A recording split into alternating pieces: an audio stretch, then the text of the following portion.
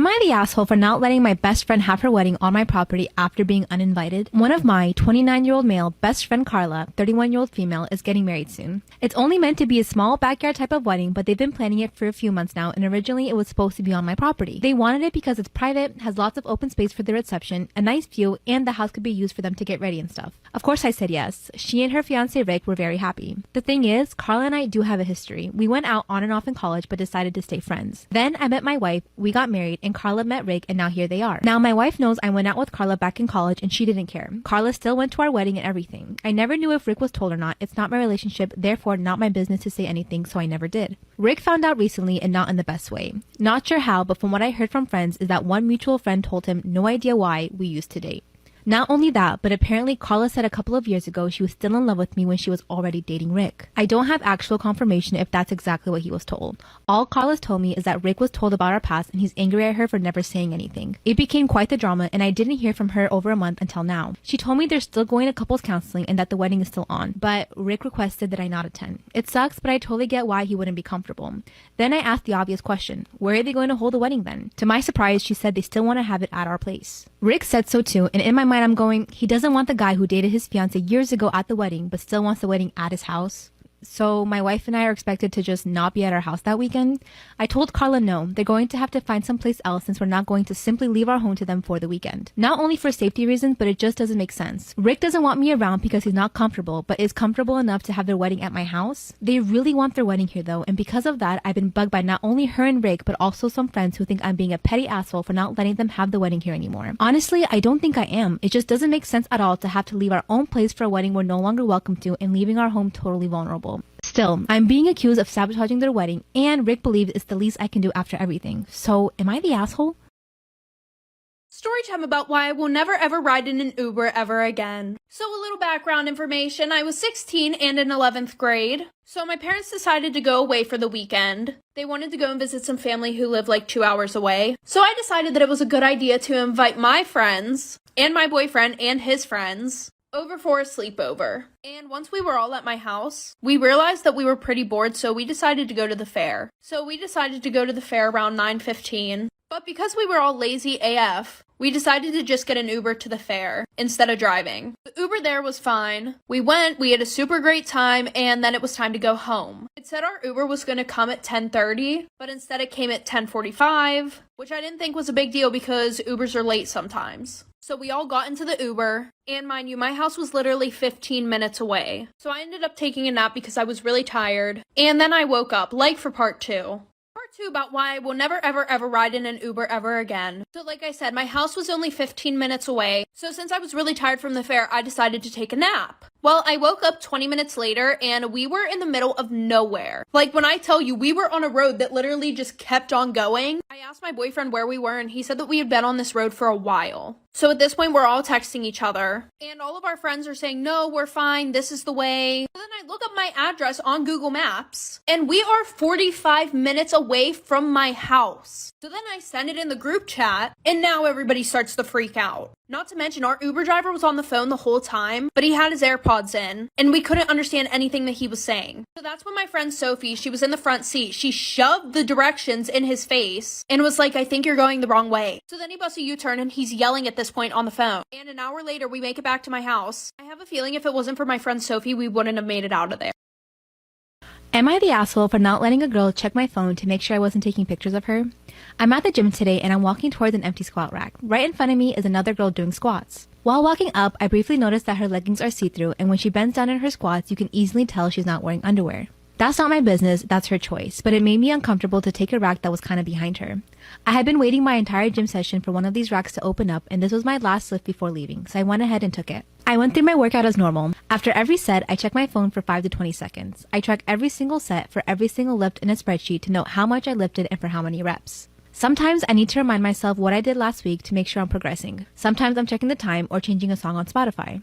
Tonight specifically, there was a very important basketball game being played, so I wanted to keep up with the score, so I used my phone a lot at the gym. I finished up my third set when the girl turns around, walks up to me with her phone up, yelling, "What the F are you doing? Effing perv, stop taking pictures of me." I'm caught completely off guard, but I explained that I'm just taking notes on what I'm lifting and that I'm not paying attention to her at all.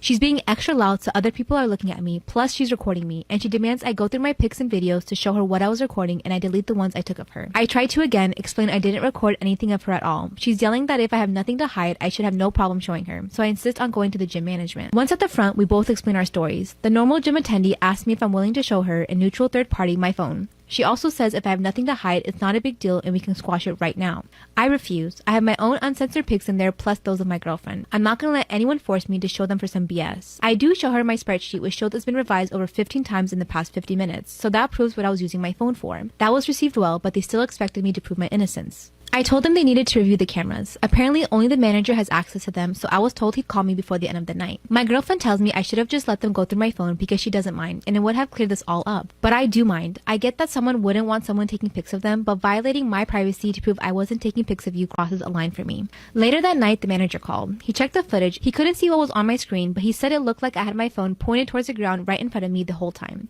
In his opinion, it wasn't high enough to even take a picture of her and never angled it in her direction. Apparently, I was gonna get banned from the gym if the cameras didn't absolve me. And also, I'm not the first person that has been accused before by this girl, but she legit had a creeper before, so I kind of understand where she was coming from.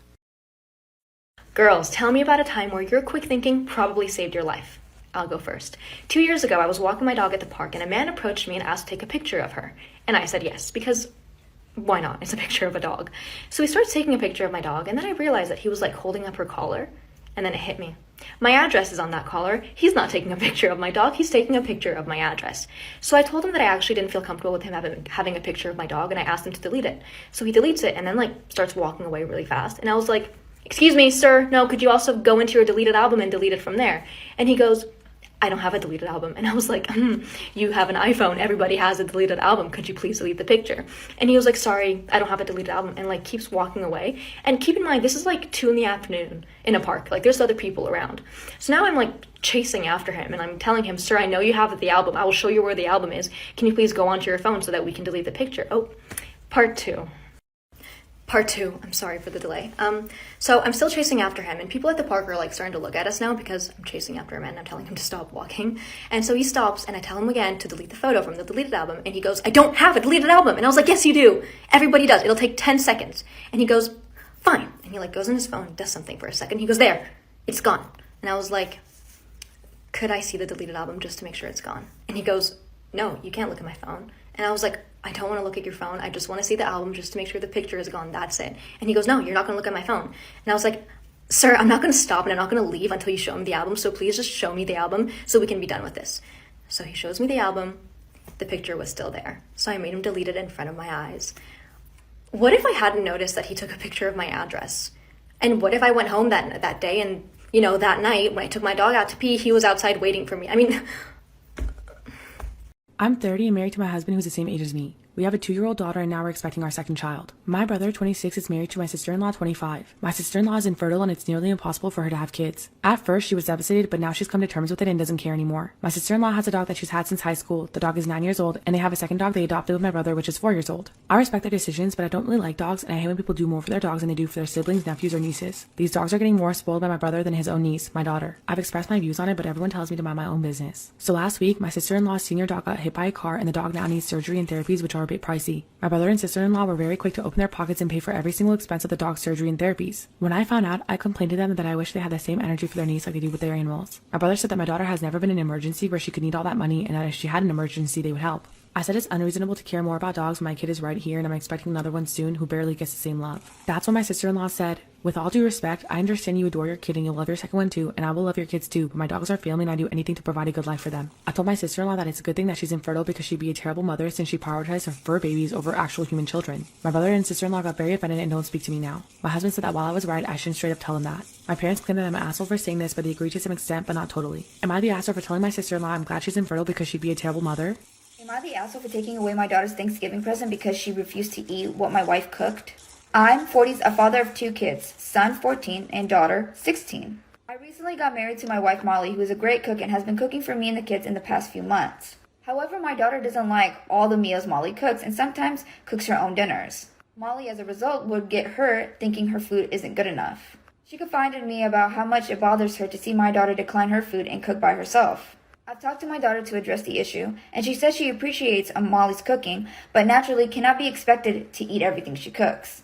I asked her to be more considerate and tried to take a few bites here and there whenever Molly cooks to avoid conflict since she's very sensitive. My daughter just nodded, and I thought that was the end of it. Last night I got home from dinner meeting with a few coworkers and found Molly arguing with my daughter. I asked what's going on and Molly told me my daughter said no to the dinner that she cooked and went into the kitchen to prepare her own dinner as if Molly's food was less than. I asked my daughter to come out of the kitchen and please sit at the table and at least eat some of what her stepmom cooked. But she refused, saying she's old enough not to eat food she doesn't like and pretend to like it, just like I wanted her to appease her stepmom. I told her she was acting rude and had her turn off the oven and told her no cooking for tonight and asked her to go to her room to think about this encounter, then to come back and talk. But she started arguing. That is when I punished her by taking away her Thanksgiving gift that her mother left with me. We both paid for it. And she started crying, saying it was too much and that she didn't understand why she was being punished. And I asked her to go to her room to cool off, but she called my in-laws, her aunt and her uncle, who picked a huge argument with me over the phone, saying my daughter's old enough to cook her own meals and my wife should get over herself and stop picking on my daughter. But Molly explained she just wants to make sure my daughter eats well and that she cares, otherwise it wouldn't hurt so bad. In-laws told me to back out of the punishment, but in my opinion this was more than an issue about dinner and I refused to let them intervene and hung up. My daughter has been completely silent and refuses to come downstairs. To clarify, the gift, which is an iPhone, was supposed to be for my daughter's birthday 2 months ago, but due to circumstances we couldn't celebrate nor have the time to get her a gift, so her mom wanted her to have it on Thanksgiving. Am I the asshole? Am I the asshole for forcing my brother and his girlfriend to get an abortion?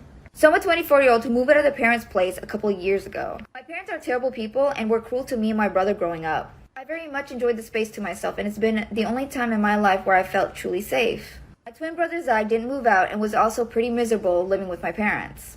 About 8 months ago, he asked me if he and his girlfriend, Kat, could stay with me for a while, as he started school a couple years after me and isn't financially in a place where he can afford his own place. Knowing how shitty my parents are and how much of a good guy and gal Zach and Kat are, it really wasn't much of a decision. I told them to chip in when they can, and as long as I'm not paying for their food, move back with our parents.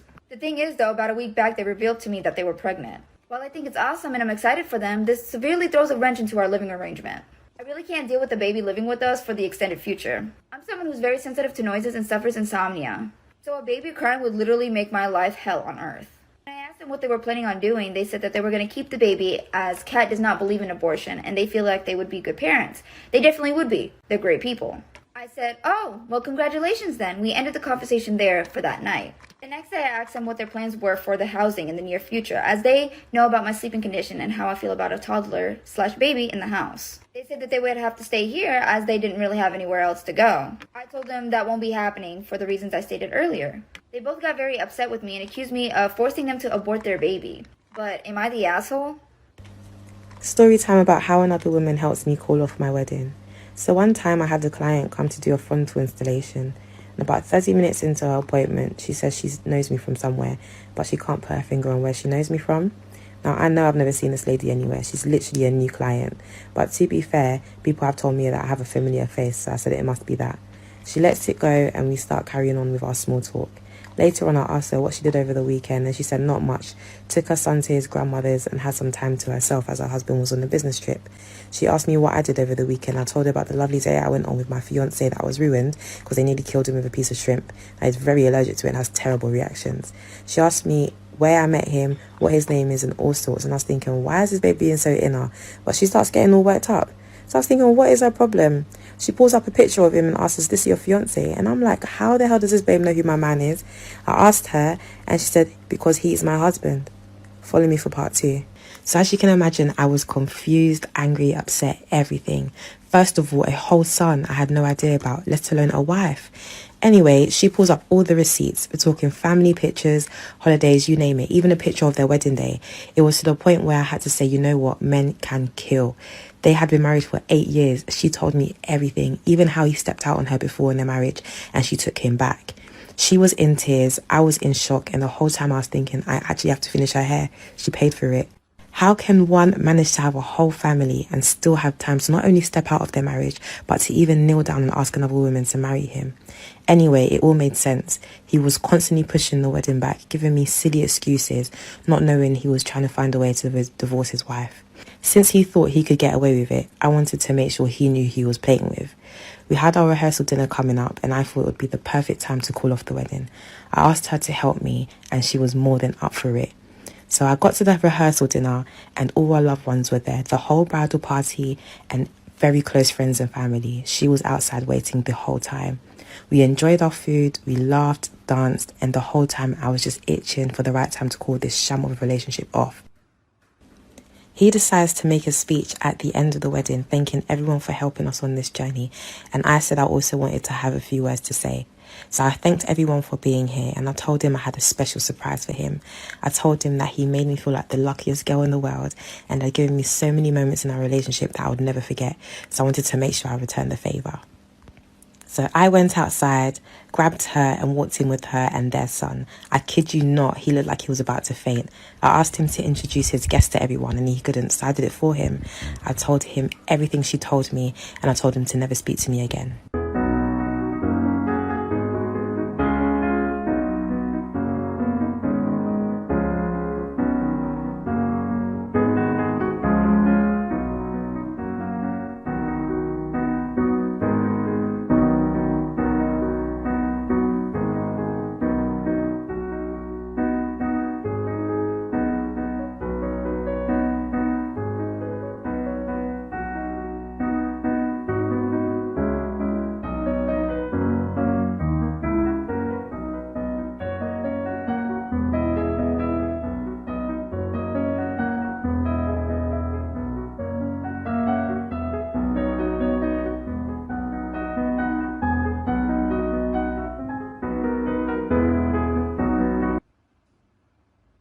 So I actually don't think that Coraline ever left the other world. I'm going to be sharing some of my favorite Coraline theories with you guys today.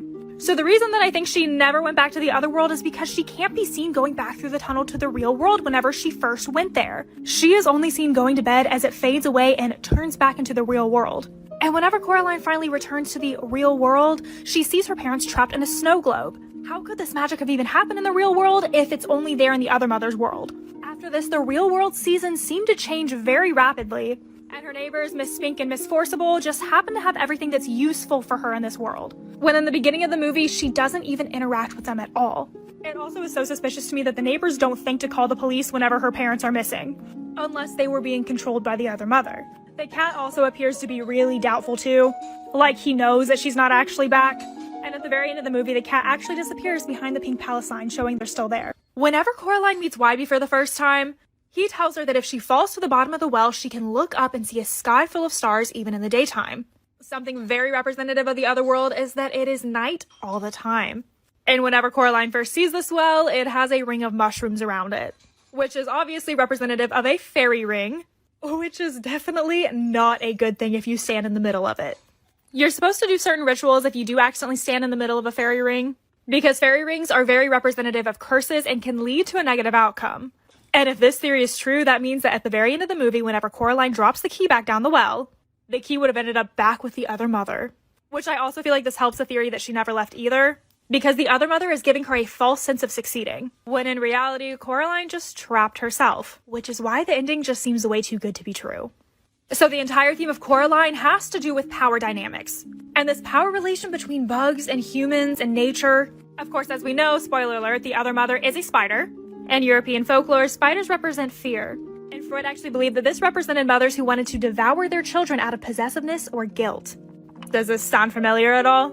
And it is kind of alluded that the other mother is contacted through Coraline dreaming. Even Coraline's hair clip is representative of the devil's darning needles, which is what dragonflies represent in European folklore. And it was said that they would poke out eyes or sew the mouth shut of naughty children. And doesn't this sound familiar whenever Wybie had to have his mouth sewed?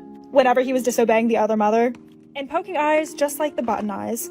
But there's so many more questions that I have, like who exactly is the other mother? How did she get there? Is she the real enemy of the story, or was Coraline set up?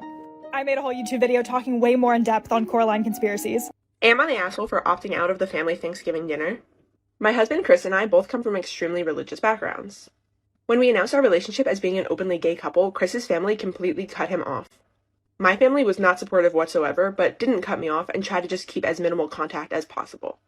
We were no longer invited to any holiday celebrations, birthday parties, anniversaries, and I got just a small happy birthday card with about $20 in it. My siblings have been pretty supportive of our situation, however, so they normally come over a day or two before any holiday and we celebrate it with them. While my parents recently announced that they were moving all the way across the country, and they wanted to spend one last holiday with all of their children, seeing as they didn't know how many times they were going to be able to come back for holidays. So me and Chris were both invited. However, this made me and Chris super uncomfortable. Of course, me and Chris did not want to go to this family Thanksgiving, seeing what they've done to us for our last 3 years and not being supportive of our relationship at all. My siblings completely agreed with me, saying that we shouldn't have to go if we don't feel comfortable, and that if they want, they can skip Thanksgiving as well and just do it with us, without my parents. I thought this was a very kind gesture of them, but we decided to opt out of the Thanksgiving and just do it how we normally do a day or two after. My parents were pissed, saying that we were being selfish and that they were trying to extend an olive branch into our relationship, trying to make something better and be more openly supportive of us. I didn't know that being openly supportive was just giving us some turkey and stuffing for free. But after letting them try and guilt trip us into coming, me and my husband still declined their offer, saying that if they wanted a real relationship with us, they shouldn't have cut us out 3 years ago. I think Chris let their words get to him, because he's starting to feel a little bad, saying that he thinks that I'm cutting off my family for him, when in reality I'm doing it for myself. I don't need those toxic people. So now Chris thinks maybe we